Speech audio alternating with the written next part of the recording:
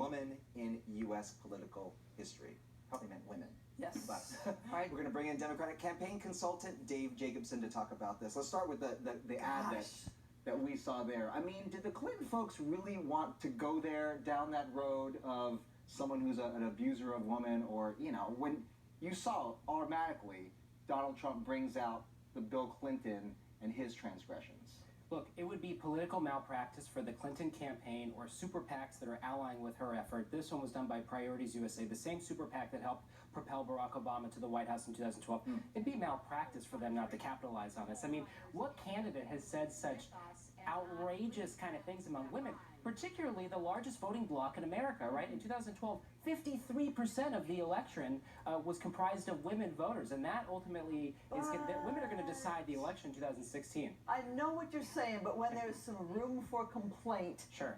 Regarding women on the other side or your side, do you maybe tread lightly on that topic? Right. It's totally a valid question. I think there's definitely going to be assets and liabilities when it comes to the Bill Clinton issue with women. But I think the assets are going to outweigh the liabilities. And the fact that Donald Trump has said such sexist and misogynistic things about women, things that the candidates for office at any level of government have never said before, I think, like I said, it'd be malpractice for the Clinton folks not to capitalize on it, go in and sort of define him early as the anti-woman candidate in this race. Let's talk about that new poll that we saw. Again, Hillary now and Trump, it looks like the poll seems to be narrowing, just a 3-point edge now for Hillary Clinton. What I know you're going to say it's too early to really decide, but this is kind of troublesome, don't you think? I mean, everyone knows Hillary Clinton, and so they've already decided, and this is what they're saying, even with a polarizing candidate like Donald Trump, she only beats him by 3 points. I think it speaks to her vulnerabilities and the fact that this prolonged Democratic primary is making her run sort of a dual-track campaign. She's, running against Bernie Sanders today. She's competing against him in Kentucky and Oregon. Simultaneous to that, she's trying to pivot to the general election and take on Donald Trump. She's not spending any major resources going up on the air with television ads defining Donald Trump early, and I think that's hurting her right now, and that's reflected in that poll. But what I found fascinating, Bobby, is if you look at some of the polls in some of these deep red states, I'm talking Georgia, Arizona, Utah, North Carolina, she's polling within the margin of error. These are states that have gone red since 1980. Well, let's look at the Kentucky race right now, because that is kind of neck and neck. It's been too early to call on that one with the early results coming in. She campaigned there. She spent TV ad money, and yet that race is so tight right now. We don't have any results.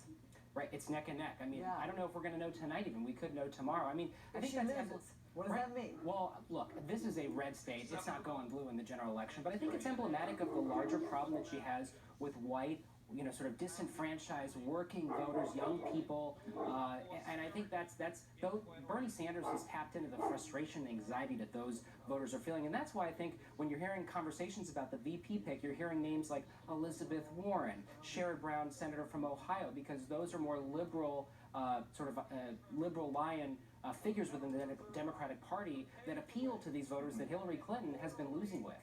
Let's talk about Bernie Sanders here, big campaign rally here again today. You saw lots of people going out there, so obviously he's still got a lot of support out there. In fact, over the weekend, I want to ask you about what happened in Nevada. What a crazy situation there was there. The convention there got unruly. The police actually had to be called in. Take a look.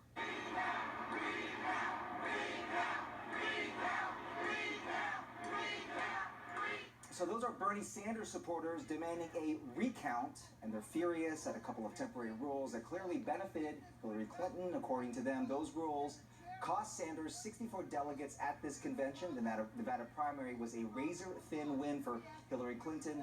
There's still debate over who actually carried the state, and those extra delegates, they believe, would have pushed Sanders over the top. Sanders issued a statement saying that he condemns any and all forms of violence, including the personal harassment of individuals.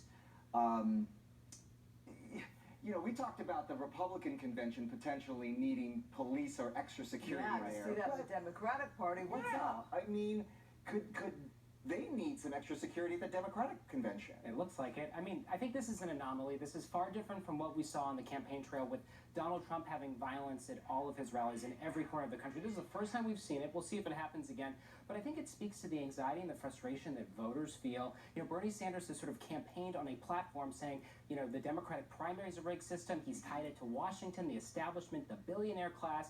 These are, and a lot of his supporters are folks who don't normally participate in the Democratic primary process. They're independent voters, and they're feeling left out because the media and everybody's sort of writing him off, because the reality is he doesn't have a viable pathway to getting to the critical 2383 delegate figure, and she does. Let's just point out that right now, the race in Kentucky, with 82% of the vote in, Hillary Clinton's up by 1 percentage point. Right. So it's still very close. The Bernie Sanders people feel they want a voice. So let's say he's not the nominee. Where can his voice be heard? How can his voice be heard in Philadelphia? Well, look, I think he didn't denounce the protesters from Nevada when he put out a statement today. He wasn't, he wasn't giving it a full-throated denouncing. I think what that underscores is the fact that he's trying to leverage, these kinds of events, and the fact that he's racking up wins in all these states as he approaches the Democratic convention, because he wants to get something out of it that's meaningful and tangible, whether it's some policy tied to the Democratic Party platform, or some major speaking role, or potentially some role in a Clinton administration. And I think he's going to sort of drive home that idea moving forward. That's why he's campaigning all the way to California on June 7th. Dave Jacobs. Just around the corner, California, Yeah. June 7th. Still time to vote. Register to vote Thanks if so you haven't much. registered. Thank you. Right? Yep. The highly anticipated sit-down interview between Donald Trump and Fox